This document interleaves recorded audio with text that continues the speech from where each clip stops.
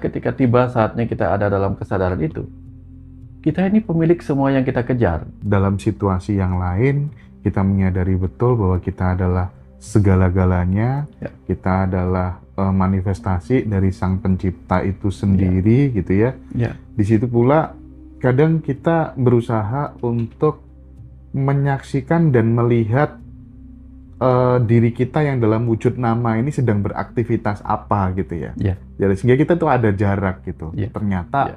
kita ini bukan nama, kita Ya. lebih besar, Lebih. segala-galanya Ya. ketimbang sekedar nama yang disandang oleh tubuh ini. Benar. Begitu ya, Wan ya? Benar.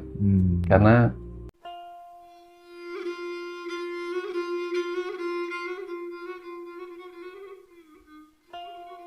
kita masih bersama dengan guru kita yang senantiasa tidak henti-hentinya untuk memberikan pencerahan, nasihat-nasihat kehidupan yang sangat bermanfaat buat saya dan sahabat semuanya. Nah, kali ini Pak Wayan, Ya. saya akan memulai dari ini. Ada ungkapan bahwa kita ini bukan apa-apa, tetapi kita adalah segala-galanya gitu. Bahkan saya sempat mendengarkan wejangan Krishna kepada Arjuna pun juga tidak jauh beda. Tapi kan ini dua premis yang kontradiktif gitu. Di satu sisi kita ini bukan apa-apa, tapi kita adalah segala-galanya. Nah, bagaimana mengaktualisasikan dua pernyataan ini dalam kehidupan sehari-hari? Pripun, Pak Wayan? Ya. Tubuh ini mirip seperti kendaraan yang digunakan oleh jiwa kita untuk menjalani kehidupan, untuk mencapai sebuah tujuan. Nah, sebagai kendaraan, tentu tubuh ini juga memiliki apa yang kita sebut sebagai rem dan gas sebagai kendaraan. Kalau terlalu lama ngerem, kita nggak sampai-sampai tujuan. Tapi kalau terlalu ngebut, juga berbahaya. Maka kita perlu sesekali ngerem, ngegas pada saat yang tepat. Begitu mau jalan, kita ngegas. Begitu mau berhenti, segera kita ngerem kalau berbahaya di depan. Nah, dalam perjalanan hidup kita, segala sesuatu yang kita sebut terang bisa menyebabkan kegelapan. Misalnya, kita belajar banyak, tahu pengetahuan banyak, tiba-tiba pengetahuan yang mencerahkan bisa menggelapkan kita menjadi kesombongan. Nah, begitu kita berpotensi bergerak ke arah kesombongan, bukannya tercerahkan. Nah, disinilah. Begitu pencerahan itu menggiring kita kepada kesombongan, remnya di situ. Aku bukan apa-apa. Aku bukan siapa-siapa. Oh, remnya di situ. iya. Tapi begitu kita merasa, aduh, hidup ini benar-benar penuh penderitaan, menyakitkan. Aku nggak bisa ngapa-ngapain lagi. Nah, di situ kemudian gasnya berupa apa? Kamu segala-galanya. Iya. Kamu ciptaan yang mengagumkan. Nah, itu motivasinya. Ya, itu. Kira-kira seperti itu, Mas Hendra. Tapi kalau salah menggunakan itu berbahaya. Misalnya, sudah punya banyak jabatan, dapat gaji besar, tiba-tiba yang muncul, ini belum apa-apa. Nah, mulai kerakusan yang muncul. Iya. Kerakusan.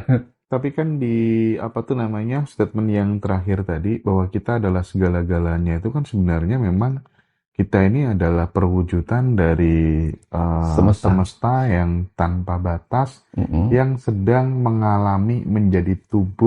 ingin mengalami menjadi tubuh manusia. Benar. Karena pengen dapat pengalaman-pengalaman itu tadi gitu ya. Iya, benar. Nah, saat kemudian kita sudah memiliki kesadaran yang meluas seperti itu, apa yang terjadi dalam hidup ini, Pak? Biasanya ketika kita sudah mengalami perluasan kesadaran, kita tuh seperti melihat diri kita itu kadang lucu, Mas Hendra, kadang lucu. Lucu tentang dulu kita mengejar ini, mengejar itu. Iya. Kita lucu karena apa? Suatu ketika tiba saatnya kita ada dalam kesadaran itu, kita ini pemilik semua yang kita kejar. Iya. Kita pemilik semua yang kita kejar. Akhirnya ketawa sendiri, menertawakan diri sendiri kita ya. Contoh nih. Contoh kita mencuri nih pura-pura. Kita kelaparan nih. Tiba-tiba kita mencuri, sembunyi-sembunyi mencuri jambu misalnya. Iya. Lalu biar nggak ketahuan kita makan jambunya. Lama-lama kita sadar bahwa, lah ini kan aku lagi di rumah.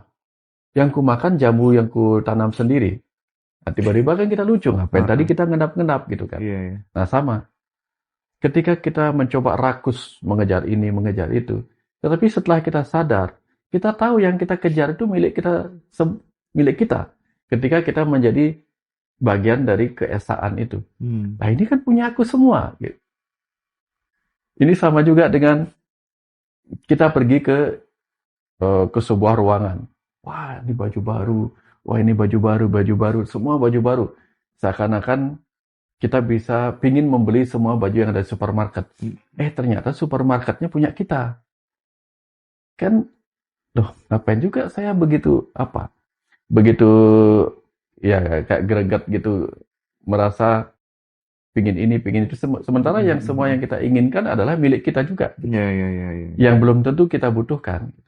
Dan kita sudah memilih, kalau kita mau di kehidupan ini jadi begini, saya pilih yang ini. Bukan yang ini, gitu.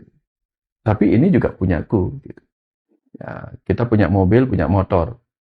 Masa ketika kita keluar, udah macet gitu, kita pakai motor, kita lalu berpikir bahwa seandainya aku punya mobil, padahal mobil ada di rumah. Kan kita memang milih naik motor karena macet. Bukan karena kita nggak punya, gitu misalnya.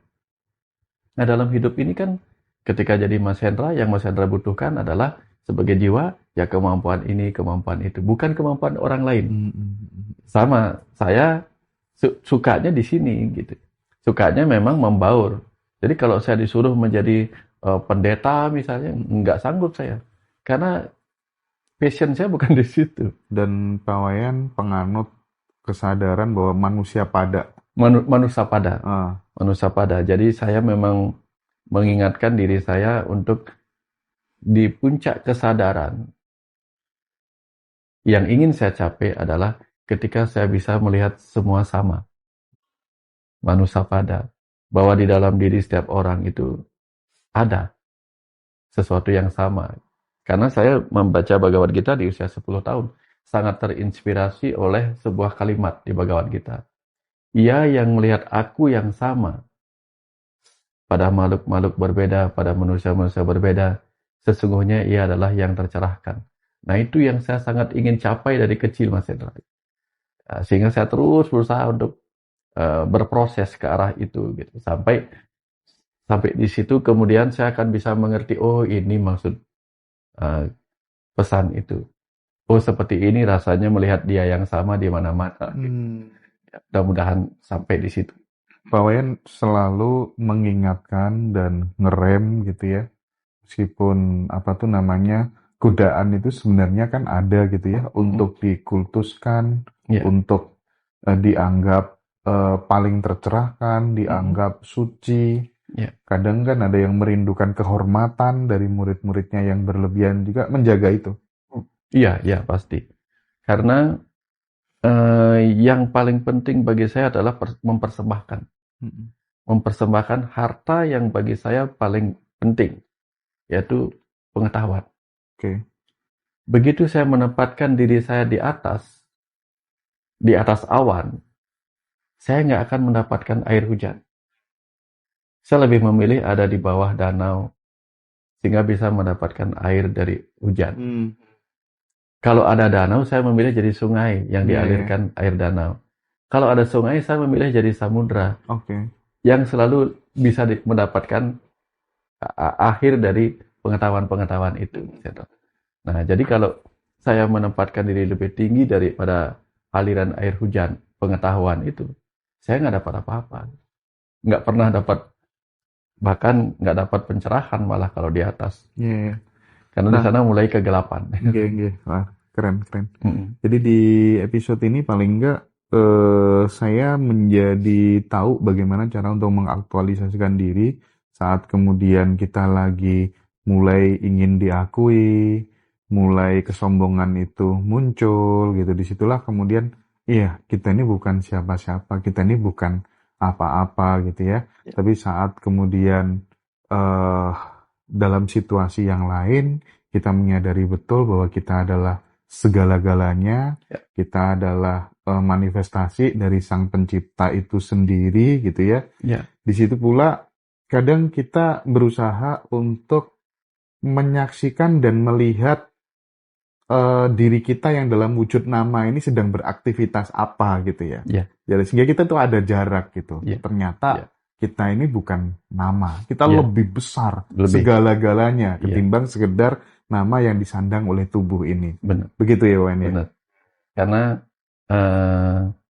ketika kita ada dalam kondisi putus asa, maka putusnya kita hilangkan. Sehingga kita masih punya asa. Kayak tadi itu. Jangan katakan ketika kita putus asa, jangan berkata aku bukan apa-apa, aku bukan siapa-siapa, tapi katakan aku segalanya. Putusnya dihilangkan, sehingga tinggal asa. Tapi ketika kita sudah mencapai banyak hal, asanya dihilangkan. Kita bersifat putus. Nah, kalau di Bali, orang suci itu disebutnya meraga putus. Putus dari kemelekatan akan harta, tahta, dan cinta dari semua itu, Mas Eto. Nah, itu yang kita lakukan. Nah, karena semua yang tadi itu, identitas, nama, itu hanya belenggu-belenggu yang membuat kita kehilangan ruang untuk meluas kembali. Gitu. Oke, baik. Kira-kira seperti itu. Nah, kembali Pak, saya pengen geser ke tadi. Di episode sebelumnya kita sempat menjawab pertanyaan salah satu teman terkait dengan kematian ya. Ini sama nih. Malam Pak Wayan, namanya Ibu Maria Susanti. Mau tanya, kenapa orang baik itu lebih cepat dipanggil Tuhan? Nah, pertanyaan ini Pak, sebenarnya juga saya sering menjumpai. Banyak sekali orang yang terlalu baik itu meninggalnya lebih cepat. Tapi nggak tahu ini beneran apa enggak. Tapi kok saya mengamati juga sering kok iya ya temanku yang terlalu baik itu kok cepat banget meninggalnya gitu. Jadi kayak apa iya bunga yang paling indah di taman tuh yang diambil lebih dulu gitu. Meskipun juga nggak begitu juga kali. Nah, maksud saya gini, terkadang kita itu menghabiskan banyak waktu sedih meratapi kehilangan kita terhadap orang-orang yang kita sayangi saat kemudian meninggal gitu ya. Meskipun debatable juga secara spiritual yang disebut mati itu apa gitu kan juga yang kamu lihat tuh adalah mayat, bukan kematian, tidak ada kematian, yang ada adalah hidup selama-lamanya terus-menerus gitu. Nah, apa fungsinya merefleksikan dan merenungkan kematian gitu? Oh iya, andai aku mati. Oh iya, andai anak-anak meninggal. Oh iya, andai pasangan meninggal gitu. Selama ini kita tidak pernah melakukan hal itu gitu. Saya ingin ini dielaborasi secara lebih utuh, Pak. Yang pertama, kenapa kita sering membuat sebuah kesimpulan bahwa kenapa orang baik itu meninggalnya cepat? Itu karena keinginan pikiran kita aja untuk memberi penilaian seperti itu. Contoh nih Mas Hendra. Kalau kita lagi nonton film seru, pernah nggak bilang, aduh kok cepat banget sih habisnya. Oh iya. Iya. Tapi begitu filmnya membosankan, kok lama banget sih. Gitu kan. Iya. Nah, kalau ada orang ceramahnya seru nih, kita nyaman. Aduh kok cepat sekali 2 jamnya gitu. Tapi kalau ceramahnya membosankan, baru 10 menit aja udah kita merasa, kok lama banget sih gitu. Nah pada orang-orang tertentu yang kita sebut buruk, kematiannya itu kita pingin lebih cepat terjadi. Tapi kepada orang baik, gitu, pada orang baik, kita berharap dia bisa umurnya lebih panjang. Oh, bener banget. Harapan itu yang membuat kita kok banyak sekali orang. Padahal kita tahu kan, ada anak kecil jamret misalnya, atau anak remaja menjamret, kemudian digebukin massa, kan juga koit juga di usia muda, gara-gara digebukin massa gitu. Terus ada anak kecil belum apa sudah kebut-kebutan di jalan gitu, kemudian mengalami kecelakaan gitu. Nah kan sesuatu yang misalnya ada anak suka mabuk-mabukan, lalu saking sukanya mabuk-mabukan sampai keracunan alkohol dan meninggal. Kita nggak melihat itu sebagai kok cepat banget sih anak muda ini hilang, bukan, karena dia kita anggap ya udahlah terserah kamu, itu salahmu sendiri. Tapi kalau orang baik kita akan merasa kehilangan. Nah, muncullah istilah seperti itu, Mas Hendra. Nah, kemudian apakah perlu kita melakukan meditasi misalnya. Meditasi membayangkan kematian itu akan kita alami. Tujuannya supaya kita menjadi pribadi yang selalu siap akan kematian. Itu bisa bermakna, bisa juga mencemaskan. Banyak orang mencoba seperti itu. Makanya di Bali dikatakan, hati-hati belajar ilmu tentang kematian. Nanti bisa menjadi kecemasan spiritual termasuk ini. Kenapa? Karena setelah dia terus-menerus berpikir akan kematian, itu berbahayanya adalah muncul kecemasan. Tapi kalau belajarnya adalah belajar ilmu Bhairava misalnya, ilmu Bhairava belajarnya kepada ilmu kematian, bukan membayangkan dirinya mati, seperti itu bukan. Ilmu kematian yang saya maksud, bagaimana dia belajar mematikan ego, mematikan kebencian yang menghancurkan, mematikan cinta yang melekat, bahkan mematikan dendam yang membuat dia menderita. Lebih bagus latihannya begitu. Latihan kematian, tapi kematian yang bermanfaat. Bukan kematian, meditasi kematian yang menyebabkan justru hadirnya kecemasan. Contoh. Kalau kita bayangkan diri kita pada akhirnya akan mati. Kira-kira kita mau ngapain lagi, Mas Hendra? Saya pernah masuk di wilayah itu, Mas Hendra. Akhirnya di sana saya paham, untuk apa juga saya punya banyak teman. Toh pada akhirnya saya mati, nggak ada yang nganter. Paling-paling diantar sampai di kuburan dan mereka ketawa-ketawa. Untuk apa saya mengumpulkan uang banyak? Toh juga pada akhirnya saya nggak bisa bawa mati. Akhirnya semua itu, ilmu kematian di level itu membuat saya jadi nggak semangat menjalani kehidupan. Itu saya di usia sangat remaja malah, Mas Eto. Akhirnya, saya tinggalkan itu, Mas Eto. Tak takut mencintai bahkan. Toh juga, karena pernah mempelajari sebuah kitab suci di masa saya SMA. Akhirnya saya benar-benar menjaga diri saya, abai terhadap wanita, abai terhadap ini itu, abai terhadap duniawi. Itu pernah, Mas Hendra. Tapi saya nggak cerita ke orang lain, untuk diri sendiri aja. Ngapain juga begini, toh juga begitu, gitu. Toh juga semuanya tidak ada gunanya, gitu. Sampai kemudian saya sadar, enggak. Kalau pelajaran spiritual harusnya memunculkan spirit, yaitu semangat. Kalau justru memunculkan putus asa atau kehilangan motivasi, salah berarti saya belajarnya. Maka ketika saya ingin belajar ilmu kematian, yang penting untuk saya pelajarin di kehidupan ini adalah bagaimana mematikan ego ketika dia harus dimatikan. Bagaimana mematikan kebencian ketika harus dimatikan. Hal-hal yang dimatikan tapi memberi manfaat, itu jauh lebih penting. Oke. Baik Pak Wayan. Keren sekali jawabannya. Tapi menangis berlarut-larut karena ditinggalkan orang yang kita sayangi itu kan sebenarnya akarnya adalah kita terlalu attached, terlalu melekat sama kesementaraan. Ya. Nah, banyak guru spiritual memberikan advice untuk memberi pola kemelekatan itu. Salah satu caranya adalah dengan bermeditasi. Hanya saja meditasi ini dimaknai secara sempit gitu. Toh kalau misalnya kita bicara tentang mind, body, and spirit gitu ya. Sebenarnya memang yang paling jujur itu adalah kalau diangan-angan. Memang tubuh sih yang paling jujur gitu. Kita tahu pikiran kayak gitu. Kita tahu kalau ngomong spiritual ya banyak yang halu dan lain sebagainya gitu juga. Kalau yang nggak bener gitu. Nah. Tapi kalau kemudian kita rajin mendengarkan tubuh gitu ya, membaca pesan-pesan tubuh gitu. Kayaknya hidup juga awet juga gitu. Nah, memaknai meditasi secara lebih utuh barangkali Pak Wayan. Supaya memang menurutku secara pribadi salah satu cara untuk memutus pola kemelekatan itu ya dengan meditasi gitu. Bagaimana menjabarkan ini secara utuh? Tadi kan cerita meditasi itu adalah pergi menjumpai, tetapi untuk sebuah tujuan. Menjumpai tubuh, kecerdasan bawah sadar untuk sebuah tujuan rezeki dan sebagainya. Atau menjumpai kecerdasan atas sadar untuk cari pengetahuan misalnya. Tapi ada ada juga momen meditasi di mana kita hanya terhubung dengan tubuh, hanya untuk menjalin rasa, tidak ngapa-ngapain, Oh, tidak memintanya untuk iya, memberikan iya, iya, sesuatu di iya, masa iya, iya, depan, iya. hanya untuk berterima kasih.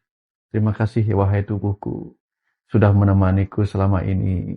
Maaf banyak pesan-pesanmu yang kuabaikan gitu.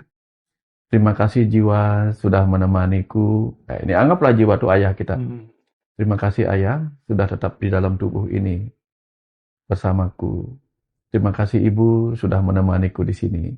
Jadi kita ini seperti anak yang digenggam kanan kiri tangan kita untuk diajak kemana-mana. Kita minta ibu antar ke sana, tubuh nganter.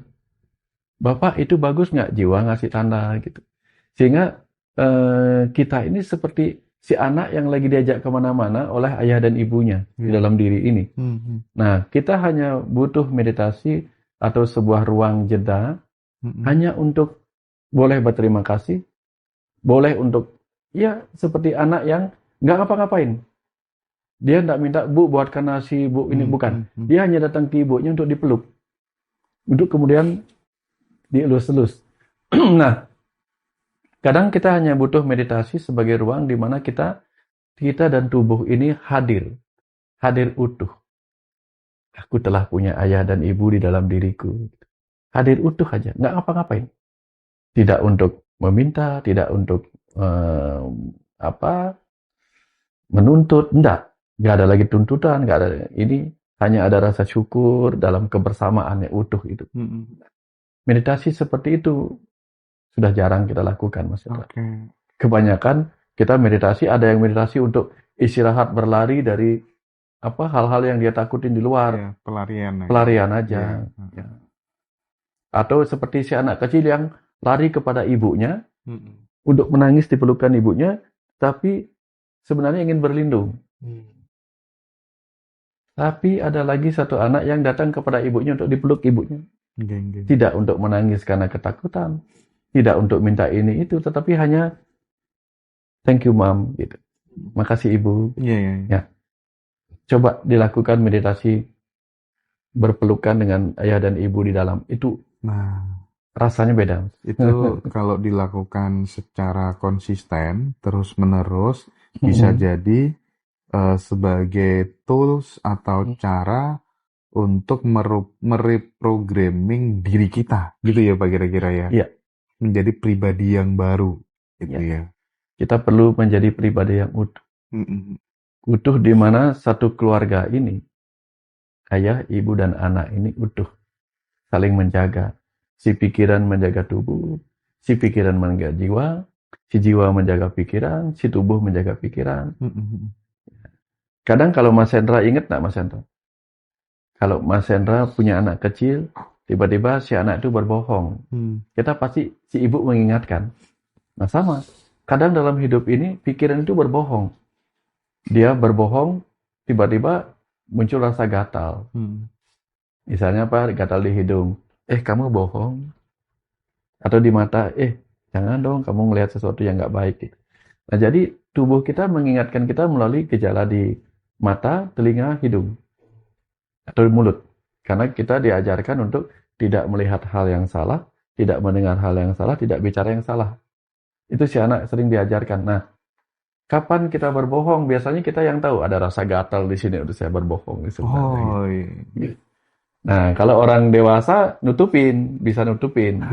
Kadang telinganya pura-pura gini gitu. Itu lagi-lagi soal tubuh itu jujur banget ya. Jujur. Dia tidak ingin si pikiran si anak ini berbohong. Jangan bohong nak gitu. Karena begitu kamu bohong, kamu sedang terputus hubungan dengan ibu. Ibu nggak suka anak yang bohong. Nah, tubuh ini, kecerdasan bawah sadar ini, nggak suka pikiran yang bohong. Karena kenapa? Kalau pikiran sering bohong, nanti si tubuh ini bingung. Ini anakku lagi jujur, apa lagi bohong? Gitu. Oh, teman-teman, jadi setelah mendengarkan penjelasan ini, kayaknya memang yang paling bagus kita mulai praktik untuk berdialog, ngobrol, menyapa ibu semesta kita lewat tubuh, gitu ya.